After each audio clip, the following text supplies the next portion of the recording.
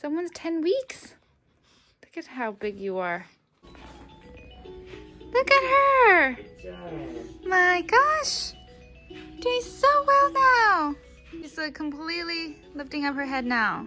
Baby was consistently sleeping by herself in the crib, but for whatever reason, we hit 10 weeks and she refuses to sleep in the crib. I'm just praying that this is just a phase. Just persevere through these sleepless nights. Googled it, and the funny thing about like being a first-time mom is like I just Google anytime I don't know. And the thing with Google is you don't know if it's like right. Well, not that it's not right, but there could just be so many different possibilities. And so like I don't think it's really helping me. From what I have Googled, it said it could be sleep regression, it could be change of routine, although we haven't really been changing routine. It could be like mixing day and night, although I don't think so because it's just been consistent throughout the day that she hasn't been able to sleep on the crib that well like before. So I don't know what it is. Anyone else's baby have like a certain time of day where they just want to be stuck on you, and the moment that you put them on the crib or you put them down, they start crying? Yeah, me too. Baby is eating again. It has been only like 2 hours-ish, but I think she's just super hungry. So we are feeding again. Baby is taking to powder formula. Really helps with the nighttime feeds.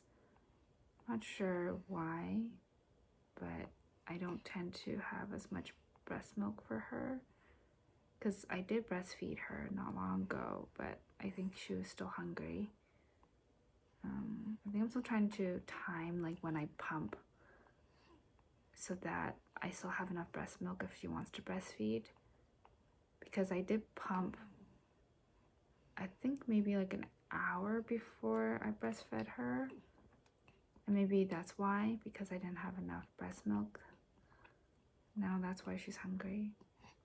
But I think it also ranges because it's been 2 hours since her last feed, and I read that babies at her age, because she's like 2.5 months right now, that they eat anywhere from 2 to 4 hours. So that's such a big range. So sometimes she can last up to like 3 hours since the last feed, but then this time it was like only 2 hours. And what the doctor told me is to just go by her hunger cues. So baby knows how much they want to eat and how much they need to eat, and they will tell you. So if she's showing hunger cues, then it's time to feed her. And of course, if she's like crying, most likely it's because she's hungry. And yep, she is really hungry. She's drinking away right now. So yeah, still learning, and it changes by the day, by each feed. The item that helps is this owl. She's fast asleep right now. Look at her. This is how she sleeps. Yeah. I think this is from Skip Hop. I'll link it in my description. Going to Costco. We still have it for your UV. It's $38.99. Yes. This is the Costco 3 months for $8.99. It's a really good deal. It's time bringing up baby. I'm at Mac and Tea. And this is the warm drink. My first time trying the warm drink. Carl Fresh Milk 2.0.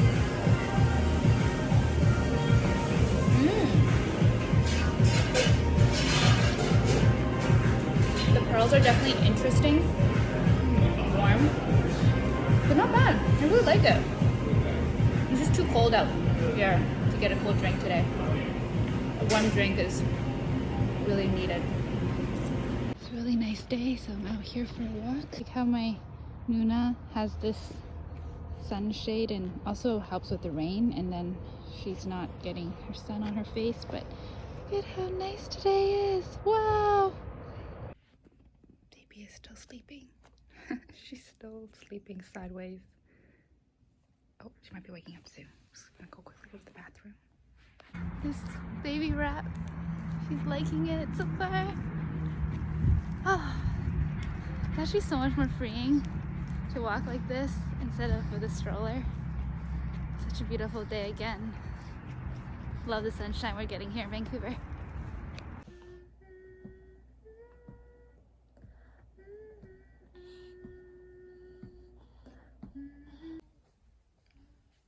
She's sleeping now. Yeah. That's good. Baby is playing behind me, and what I'll be planning on doing today, which is laundry day. It is cleaning day. I tend to now do laundry once a week, which is already less than before. We used to have to do laundry like more than once a day. And now we're down to just once a week, sometimes more, maybe twice a week, but especially now that she's getting a lot better at eating and feeding and not, making a huge mess, we aren't needing to wash as many bibs. I think that was the one thing that we felt like we always had to wash, and also our burping cloths. And there was a time when, because of her diaper rash, we didn't want to wear diapers too often, and so we weren't actually having her wear diapers. So you can imagine there was a lot of mess on a lot of cloths, and we had to constantly be washing and drying those. So yeah, like looking back, it's been 2 months. She's growing day by day, and I can't believe it. She's already going to be 11 weeks this weekend. And yeah, I love documenting these videos because I personally love watching them again and just looking back at, wow, like how tiny she was and how much bigger she now is. And I might be posting some earlier footage because I now have the energy to kind of go back to that first month, because that first month was such a whirlwind, but I'm glad I documented as much as I could. And especially there's this part of the video where she was put on the baby swing, and she was so tiny that like the baby swing was too big for her, and now that baby swing is too small for her.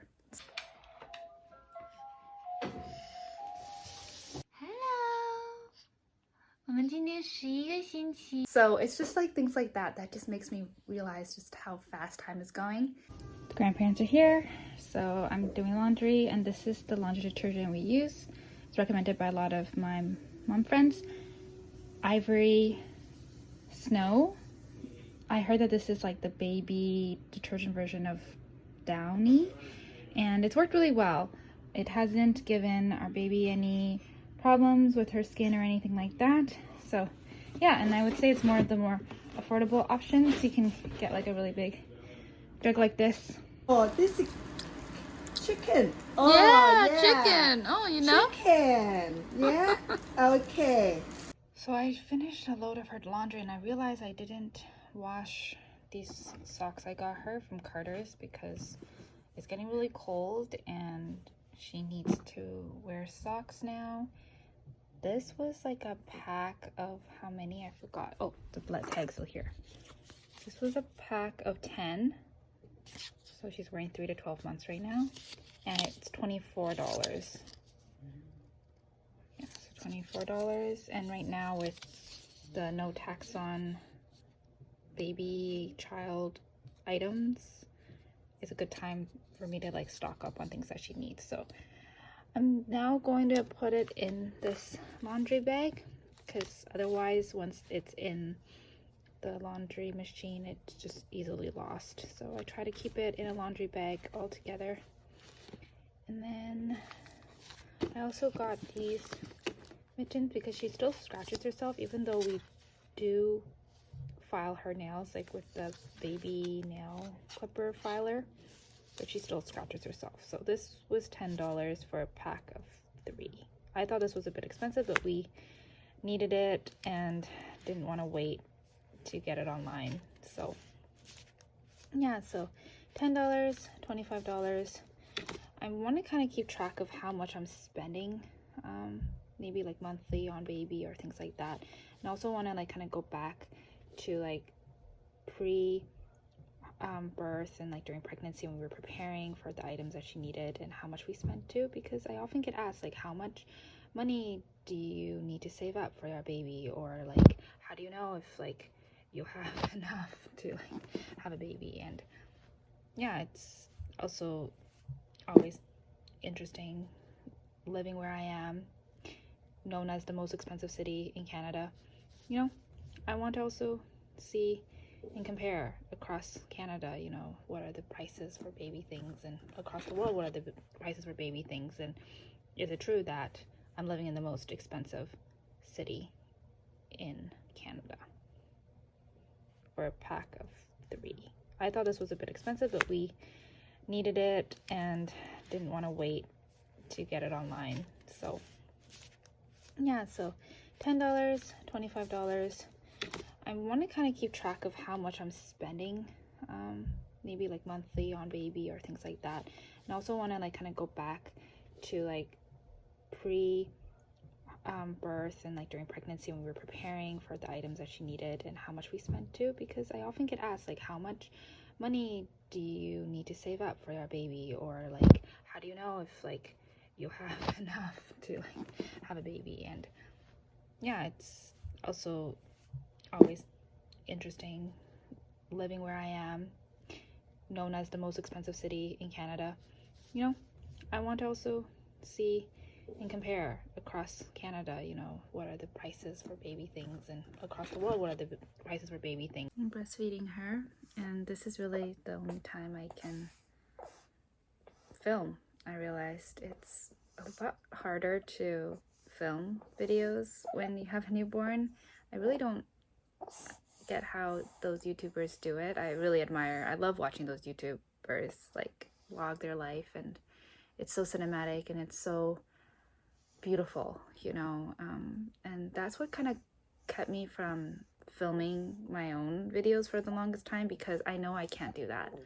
But then I realized, okay, but that's not the point of why I'm documenting. I'm just documenting to have a space to just get all my thoughts out.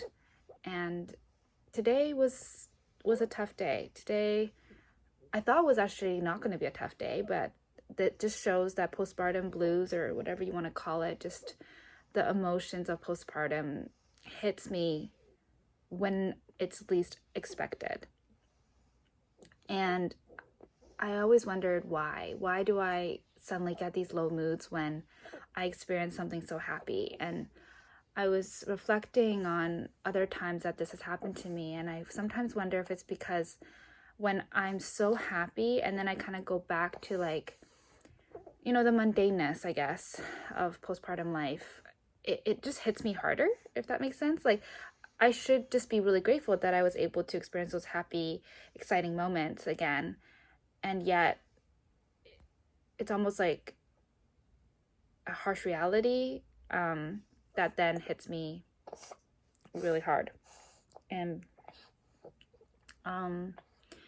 yeah, so today my in-laws had come, and it was great. Like, it's always really great to have my in-laws here, you know, my baby's grandparents, spend time with her. And it really allowed me to rest a bit and clean up a bit, do the laundry, right? And it's all really good. And then just the other day, I had a friend visit with her baby, and it was the first time we kind of had like a play date. Like, we've been talking about wanting to do like a play date with our babies since I was pregnant, because her baby is born like at the beginning of the year, and then mine is like born at the end of the year. Anyways, it was so good too. And she's somebody who I just feel so myself with, you know, You know, those friends, like those friends are such gems. I really don't take those friends for granted. And she's also been my prayer warrior. She's been my sister in Christ who, like, I can just message and I can call at any time, any day, and I know she'll be there for me. I'm just really grateful. And being able to spend time together like that was really special. And then I was so happy. And yet, I guess, like, the moment she left and, you know, I was once again alone with my baby, and I don't know, it just hit harder. I don't know. I'm not sure what's going on, but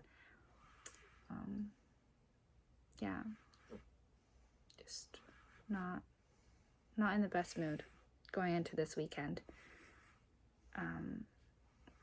I also had really looked forward to another friend of ours coming over tomorrow, but because they might be catching something, like a cold or something, so it's best, of course, for them not to come anymore in case baby catches it. And I completely understand. So I wonder if that's why, because I was so looking forward for them to come, and then now they're not coming. Yeah, I don't know, but baby is 11 weeks tomorrow, and this is how I'm feeling. I guess, like, part of me thought, oh, like, when baby gets older, then I should be, you know, getting a better handle on postpartum, and I should be this and that, and I should be that and that. And I realized, no, I need to get all of that out the window. There is no expectation here. There is no, oh, by a certain day, by a certain time, I'm gonna feel better. This is just gonna be an up and down journey. And okay, I think she's almost done, so I'm gonna just cut this clip here. This is her. I'm about to wake up soon, so I'm going to unwrap her and start feeding her before she starts crying.